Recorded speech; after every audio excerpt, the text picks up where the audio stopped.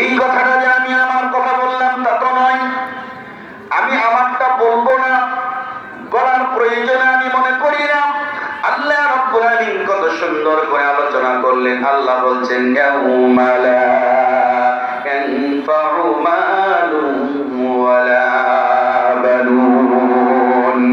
আল্লাহ বললেন তাদের সম্পদ আর তাদের সন্তানাদি কিয়ামতের দিন কোনো উপকারে আসবে না। আপনার সন্তান আপনার উপকার করতে পারবে না, আপনার সম্পদ আপনার উপকার করতে পারবে না। আল্লাহ এই জন্য সতর্ক করে দিলেন, বান্দারে সতর্ক হয়ে যাও। তোমার ছেলের চেহারার দিকে দেখে তোমার সম্পদের মায়ায় পড়ে তুমি আল্লাহর নাফরমানি করবে, এমনটা করা যাবে না।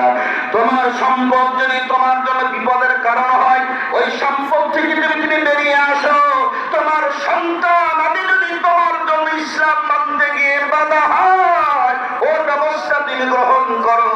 আল্লাহ রাব্বুল আলামিন এই জন্য কত সুন্দর করে আলোচনা করলেন। আপনি দেখেন সূরাতুত তাহরীমে আল্লাহ বলছেন, মুমিনেরা শুনে নাও, ইয়া আইয়ুহাল্লাযীনা আমানু কু আনফুসাকুম ওয়া আহলিকুম নারা। ও মুমিনেরা, তোমরা নিজেরা জাহান্নামের আগুন থেকে বাঁচো।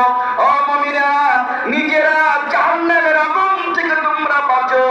ও মুমিনেরা, তোমরাই শুধু বাঁচবে তা নয়, তোমার পরিবারের মানুষগুলোকেও জাহান্নামের আগুন থেকে তুমি বাঁচাও। পরিবারের মানুষগুলোকেও জাহান্নামের আগুন থেকে বাঁচাও।